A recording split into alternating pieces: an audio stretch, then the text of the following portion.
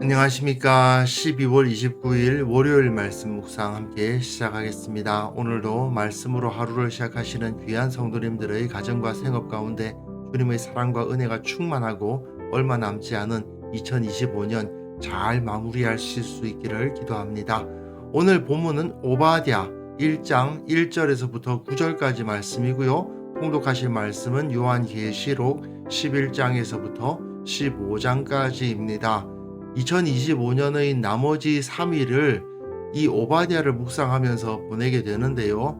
오바댜는 에돔을 향한 심판을 선언하는 본문이거든요. 이걸 통해서 악한 자들이 어떤 심판을 받는가를 살펴보고, 그렇다면 우리가 그 앞에서 어떤 마음과 태도를 가져야 될 것인가를 생각해 보았으면 좋겠습니다. 그럼 먼저 말씀을 보시겠습니다. 오바댜의 묵시라. 주 여호와께서 에돔에 대하여 이와 같이 말씀하시니라. 우리가 여호와께로 말미암아 소식을 들었나니 곧 사자가 나라들 가운데 보내심을 받고 이르기를 너희는 일어날지어다. 우리가 일어나서 그와 싸우자 하는 것이니라. 보라, 내가 너를 나라들 가운데 매우 작게 하였으므로 내가 크게 멸시를 받느니라. 너의 마음의 교만이 너를 속였도다. 바위 틈에 거주하며 높은 곳에 사는 자여, 내가 마음에 이르기를 누가 능히 나를 땅에 끌어내리겠느냐 하니 내가 독수리처럼 높이 오르며 별 사이에 깃들일지라도 내가 거기에서 너를 끌어내리리라. 여호와의 말씀이니라. 혹시 도둑이 내게 이르렀으며 강도가 밤중에 내게 이르렀을지라도 만족할 만큼 훔치면 그치지 아니하였겠느냐. 혹시 포도를 따는 자가 내게 이르렀을지라도 그것을 얼마쯤 남기지 아니하였겠느냐. 내가 어찌 그리 망하였는고, 에서가 어찌 그리 수탈되었으며 그 감춘 보물이 어찌 그리 빼앗겼는고. 너와 약조한 모든 자들이 다 너를 쫓아 변경에 이르게 하며 너와 화목하던 자들이 너를 속여 이기며 내 먹을 것을 먹는 자들이 내 아래에 함정을 파니 내 마음에 지각이 없음이로다. 여호와의 말씀이니라. 그날에 내가 에돔에서 지혜 있는 자를 멸하며 에서의 산에서 지각 있는 자를 멸하지 아니하겠느냐. 드마나 내 용사들이 놀랄 것이라. 이로 말미암아 에서의 산에 있는 사람은 다 죽임을 당하여 멸절되리라. 예, 말씀드렸다시피 오바댜는 에돔의 심판을 선포하는 선지서입니다. 오바댜는 이렇게 세 부분으로 나눌 수 있는데요. 오늘 본문, 내일 본문, 그리고 마지막 날 본문, 이렇게 나누어서 묵상하시면 되겠습니다. 오늘 본문에서는 에돔에 대한 징벌을 선포하는 부분입니다. 그러니까 에돔 네가 잘못했네, 그 이야기를 하는 부분이고요. 물론 이후에 너희가 이러한 벌을 받을 것이다 라는 것까지 좀 포함이 되어 있어요. 그 다음에는 내일 본문에서는 네가 이런 잘못을 했고 이런 잘못을 했고 이런 잘못을 하지 않았느냐라고 어떤 죄를 저질렀는가에 대한 서술이 이루어지고요. 그 다음에 17절부터 21절까지에는 너희들은 이렇게 심판을 받을 거고 너희들에 의해서 피해를 받은 유다는 너희들의 잘못에 대한 보상을 받게 될 것이다. 이렇게 끝나고 있습니다. 오바댜는 구약에서 가장 짧은 책입니다. 그런데 왜 이렇게 에돔을 비난하고 저주하고 있는지를 우리가 이해를 할 필요가 있는데요. 원래 에돔은 유다의 동맹이었습니다. 누구에 대한 동맹이냐면 바벨론에 대한 동맹이에요. 우리가 뭉쳐가지고 바벨론에게 대항하자 했던 나라들 중의 하나였습니다. 예레미야 27장을 보시면요.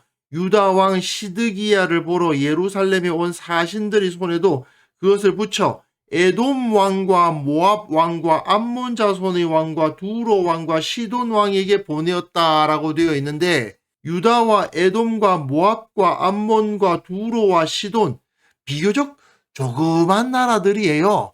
이 조그만 나라들끼리 함께 힘을 합쳐서 저 바벨론이 쳐들어오면 우리가 함께 막아보자 했던 동맹 중의 한 나라가 바로 에돔이었습니다. 그런데 정작 바벨론이 유다를 침공해 들어왔죠? 그때 에돔은 어떻게 했느냐? 유다를 배신합니다. 바벨론에게 붙어버려요. 그러고는요, 바벨론이 유다를 치는 것보다 더 악랄하게 에돔이 유다를 약탈합니다. 그러니 유다의 입장에서는 에돔에 대해서 느끼는 배신감, 증오는 바벨론보다 더 심한 거죠. 바벨론보다 에돔이 더 미운 겁니다. 그렇기 때문에 오바댜 선지자는 에돔은 결국은 심판을 당하여 망하게 될 것이다 라고 선언하고 있는 거죠. 그게 바로 오바댜 전체의 내용이고 오늘 본문의 내용입니다. 오바댜의 묵시라. 주 여호와께서 에돔에 대하여 이와 같이 말씀하시니라. 우리가 여호와께로 말미암아 소식을 들었나니 곧 사자가 나라들 가운데 보내심을 받고 이르기를 너희는 일어날지어다. 우리가 일어나서 그와 싸우자 하는 것이니라. 사자가 일어나서 나라들을 다 모은다는 겁니다. 누구와 싸우자는 걸까요? 그와 싸우자, 에돔을 말하는 것입니다. 모든 나라가 이 믿음을 저버린 에돔을 치게 될 것이다. 그리고 선두에 서실 분이 누구냐? 사자, 여호와 하나님을 상징적으로 보여주고 있는 것이죠. 하나님께서 선봉장이 되어서 모든 나라들을 다 이끌고 에돔을 치실 것이다 라고 선언하는 겁니다. 보라, 내가 너를 나라들 가운데 매우 작게 하였으므로 네가 크게 멸시를 받느니라. 여기서 작다, 크다가 서로 대조를 이루거든요. 너희 나라는 작아질 것이고 너희에게 임할 멸시는 클 것이다. 이런 표현을 하고 있죠. 그러면서 너의 마음의 교만이 너를 속였도다. 에돔은 교만하다라고 고발하고 있습니다. 왜냐하면요, 이 에돔이라는 나라가 바위 틈에 거주하며 높은 곳에 살고 있었기 때문입니다. 실제로 에돔의 영토는 해발 1700m 정도의 고지대입니다. 험준한 바위산인 세일산이 바로 에돔의 영토였죠. 에돔의 수도는 셀라였다고 되어 있는데요. 이 셀라라는 이름 자체가 바위, 절벽 이런 뜻의 이름이거든요. 아마도 지금의 페트라였을 것이다 라고 여겨지고 있습니다. 물론 이견들이 있습니다. 어떤 이들은 에돔의 수도 셀라가 지금 유명한 유적 페트라다라고 말하는 사람들도 있고 아니라고 주장하는 사람들도 있지만 페트라였을 가능성이 매우 높습니다. 이게 지금 요르단에 있는 페트라 유적지죠. 이렇게 좁은 길을 통해서 들어가야만 이 뒤에 사람들이 살고 있는 이런 건물이라고 할 수 있는 사람들이 사는 곳으로 들어갈 수가 있다 보니까 충분히 쉽게 방비를 할 수가 있겠죠. 그리고 이렇게 산에 여러 구멍들을 파서 사람들이 살기도 하고 이렇게 꽤 웅장한 건물을 만들어서 살기도 했던 것이 바로 에돔입니다. 이렇게 비좁은 통로를 통해야만 접근을 할 수 있었던 곳이다 보니까 그 에돔에 주둔한 사람들은 소수의 군대만으로도 충분히 많은 적의 침공을 막을 수가 있었어요. 천혜의 환경을 가지고 있었기 때문에 적어도 전쟁에서는 정말 우위를 지니고 있었던 곳이 바로 이 에돔입니다. 게다가 이 지대가 매우 높은 곳이니까 많은 군대를 끌고 올라가는 것도 쉬운 일이 아니잖아요. 높은 곳에 올라가야 되는데 길은 좁으니 에돔을 쳐서 함락시킨다는 것은 쉽지가 않습니다. 그래서 에돔은 이런 교만한 마음을 가졌다는 거예요. 누가 능히 나를 땅에 끌어내리겠느냐? 나는 이렇게 높은 곳에 있고 저 좁은 길을 통해서 우리한테 쳐들어와서 우리를 무너뜨릴 수 있는 군대가 어디 있겠느냐? 이렇게 교만한 마음을 품고 있는데 하나님께서는 네가 그 산이 아니라 독수리처럼 높이 오르며 별 사이에 깃들일지라도 산보다 훨씬 더 높이 나르는 새보다 훨씬 더 높은 곳에 있는 저 별 사이에 있다 하더라도 내가 거기에서 너를 끌어내리리라. 여호와의 말씀이니라. 하나님의 심판을 네가 피할 수 있을 것 같으냐라고 말씀을 하시는 거죠. 혹시 도둑이 내게 이르렀으며 강도가 밤중에 내게 이르렀을지라도 만족할 만큼 훔치면 그치지 아니하겠느냐. 혹시 포도를 따는 자가 내게 이르렀을지라도 그것을 얼마쯤 남기지 아니하겠느냐. 네가 어찌 그리 망하였는고. 하나님께서 에돔을 치시는데 도둑이나 강도가 들었을 때, 포도를 따는 자가 너에게 접근했을 때라도 좀 남는 게 있을 것인데 에돔 너한테는 남는 것이 아무것도 없을 것이다 라고 선언하시는 겁니다. 에서가 어찌 그리 수탈되었으며 그 감춘 보물이 어찌 그리 빼앗겼는고. 에서가 가지고 있던 모든 것이 다 빼앗기게 될 거다라고 선언하시는 거예요. 그런데 왜 이렇게 되느냐 하면은 그 이유가 7절에서 나오죠. 너와 약조한 모든 자들이, 에돔이 뭘 한 자들입니까? 약속을 헌신짝처럼 버린 자들이죠. 너와 화목하던 자들이, 이전에는 좀 사이가 안 좋았더라도 이제 함께 동맹을 맺고 더 큰 적 바벨론을 막자고 했었는데 그들을 속이고 바벨론에게 붙은 자들이죠. 그리고 내 먹을 것을 먹는 자들이, 에돔이 동맹을 약탈해서, 동맹의 소유물들을 약탈해서 자기 것으로 삼고 동맹의 양식을 먹는 자들이었던 거죠. 그리고 내 아래에 함정을 파니, 에돔이 동맹들을 속이고 함정을 판 자들 아닙니까? 하나님은 그것을 다 떠올리게 하시면서 너와 약조한 모든 자들이 다 너를 쫓아 변경에 이르게 하며 바깥으로 다 내쫓는다는 겁니다. 너와 화목하던 자들이 너를 속여 이기며 네가 한 짓 그대로 당하게 해주겠어. 네가 함정을 파서 유다를 넘어뜨렸는데 이제 네가 그 함정에 빠지도록 해주겠어라고 말씀하시는 거죠. 사실 에돔은 바벨론이 유다를 침공했을 때 동맹으로서 유다를 돕기는커녕 바벨론과 함께 유다를 침공합니다. 그런데 바벨론은 왕을 잡아서 굴복시키는 것이 목적이었지만 에돔은 약탈이 목적이죠. 그러니까 일반 백성들의 눈으로 볼 때는 바벨론보다 에돔이 훨씬 더 악랄하고 나쁜 놈들인 거예요. 그렇기 때문에 하나님께서는 에돔이 유다에게 행한 그 모든 것을 다 그대로 안갚음을 해주겠다.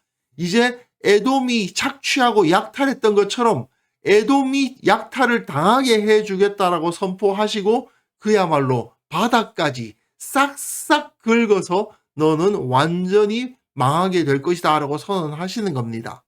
여호와의 말씀이니라. 그날에 내가 에돔에서 지혜 있는 자를 멸하며 에서의 산에서 지각 있는 자를 멸하지 아니하겠느냐. 이거는요, 나름 에돔이 학문이 발전한 나라였습니다. 특히 이 드마나 되어 있는데요. 이 드만이 욥기에서는 대만이라고 나오거든요. 히브리어 철자는 똑같습니다. 우리말 성경이 욥기에서는 대만이라고 해놓고 여기는 드만이라고 해놨을 뿐이에요. 이 드만이 어떤 곳이냐면 지혜자가 많이 배출되기로 유명한 곳이었습니다. 대만 사람 엘리바스잖아요. 욥의 친구 중 한 명, 제일 나이가 많았던 사람이 대만 사람 엘리바스였는데 그가 나름 여러 가지 지혜로운 말을 하죠. 그만큼 이 에돔, 특히 그 중에서도 이 대만이 지혜자가 많이 배출되는 학문의 도시였던 것 같습니다. 그런데 하나님께서 그들을 모두 다 지혜 있는 자를 멸하고 지각 있는 자를 멸하겠다. 왜요? 앞에 나와 있죠. 너희 마음에 지각이 없다. 너희들은 다 무지한 자들이다 라고 선언하시는 겁니다. 드마나 내 용사들이 놀랄 것이라. 이로 말미암아 에서의 산에 있는 사람들은 다 죽임을 당하여 멸절되리라. 이처럼 에돔은 하나님의 심판 앞에 완전히 파괴될 것이다. 멸절될 것이다 라고 선언하고 계십니다. 에돔이 한 짓은 마치 가룟 유다와도 같았죠. 신의 일을 저버리고 당장의 이익만을 추구했고 결국 그들에게 주어질 결말은 자기가 했던 그대로 돌려받는 것이 될 것이다. 이렇게 선언하고 계시는 겁니다. 오늘 본문을 통해서 우리가 가끔 이 배신의 문제에 대해서 생각하게 됩니다. 믿었던 사람들로부터 배신당해 본 적 있으신지 모르겠습니다. 정말 배신당하는 것만큼 사람을 분노에 휩싸이게 하는 것이 없죠. 하지만 우리들은 하나님의 백성들 아니겠습니까? 우리는 그럴 때라도 평정심을 잃어버려서는 안 됩니다. 왜냐하면 하나님께서 갚아주실 것을 믿기 때문이죠. 하나님께서는 죄인을 절대로 그냥 내버려 두지 않으십니다. 특히 하나님의 백성을 괴롭힌 자들, 그 중에서도 가룟 유다 같은 배신자들에게는 반드시 그 죗값을 치르게 하시는 분이 하나님이시라는 사실을 우리는 잊지 말아야 됩니다. 분명히 복수는 하나님께 속한 것이고요. 내가 직접 복수하는 것보다 훨씬 더 통쾌하게 철저하게 하나님께서 그 복수를 이루실 것입니다. 그렇기 때문에 우리는 악인들을 징벌하시는 하나님을 의뢰할 일이고 그 마음속에 하나님께서 주시는 평정심과 평화를 누릴 수 있어야 되겠습니다. 2025년이 지금 저물고 있는데요. 지난 한 해를 돌아보면서 그리고 과거에 여러 가지 있었던 일들을 돌아보면서 혹시 용서할 수 없는 악인이 있었다면 그리고 믿었던 사람으로부터 배신감을 느꼈다면 그 마음까지도 다 주님께 맡길 수 있었으면 좋겠습니다. 이렇게 주님께서 반드시 갚아주겠다라고 선언하시지 않습니까? 우리가 갚아주는 것보다 주님께서 더 확실하게 보응해 주십니다. 그리고 가장 좋은 방법으로 조치해 주십니다. 이것을 기대할 수 있는 우리 모두가 되었으면 좋겠습니다. 그래서 이 시간 함께 기도하실 때에는요, 주님께서 악한 자들을 징벌하신다는 사실을 믿고 악을 악으로 갚지 않는 그런 성숙한 신앙인이 되게 하여 주옵소서. 이 땅의 모든 악하고 어리석은 자들을 주님께서 벌하여 주시고 선하고 지혜로운 자들이 형통한 세상을 만들어 주옵소서.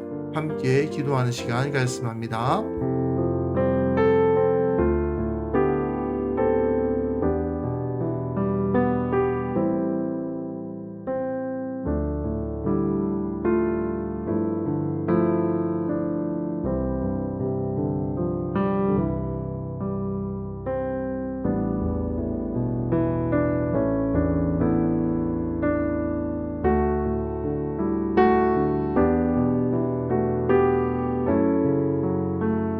하나님 아버지, 주님께서 악한 자들을 징벌하신다는 사실을 믿고 내가 악을 악으로 갚으려 하는 마음을 갖지 않도록 우리를 성숙하게 하여 주옵소서. 주님께서 주시는 평안과 주님께서 주시는 기쁨으로 충만하게 하시고 우리가 악한 자들이 하나님의 손에 의해서 철저히 징계를 당하는 것을 보면서 하나님께 영광을 돌리고 기쁨을 얻는 자들 다 될 수 있도록 도와주옵소서. 주님, 특별히 이 땅에 너무나도 악하고 어리석은 자들이 많이 있는데 주님께서 벌해주시고 선하고 지혜로운 자들이 잘되고 번성하고 형통하는 것을 우리가 볼 수 있도록 주님께서 역사해 주시기를 원하옵고 바라옵나이다. 특별히 기도하옵기는 우리 한국 교회와 한국 사회가 새롭게 시작되는 2026년에는 새로운 변화와 발전의 계기를 가질 수 있도록 주께서 도와주옵소서. 선한 자들, 지혜로운 자들, 최선을 다하는 자들, 사랑을 실천하는 자들이 인정받고 세워지며 이 나라가 주님께서 주시는 참된 번영과 기쁨으로 충만한 나라가 될 수 있도록 도와주옵소서. 우리 교회에 속한 모든 성도들이 주님께서 주시는 그 은혜로 충만하여 기쁨과 안식과 형통함을 누릴 수 있도록 주님께서 복의 복을 더하여 주시기를 원하옵고 바라옵나이다. 아버지, 오늘 하루의 모든 삶을 또한 주님께 의탁합니다. 주님께서 인도하시고 보호하시고 기쁨을 주시고 우리의 마음을 지켜주시고 무엇을 어떻게 해야 할지에 대한 지혜를 허락하여 주옵소서. 얼마 남지 않은 2025년을 잘 마무리하고 새해를 맞이하며 기쁨과 기대가 충만할 수 있도록 주께서 우리를 지켜 주옵소서. 주께서 홀로 영광 받아 주시기를 원하옵나이다. 예수님의 이름으로 기도합니다. 아멘.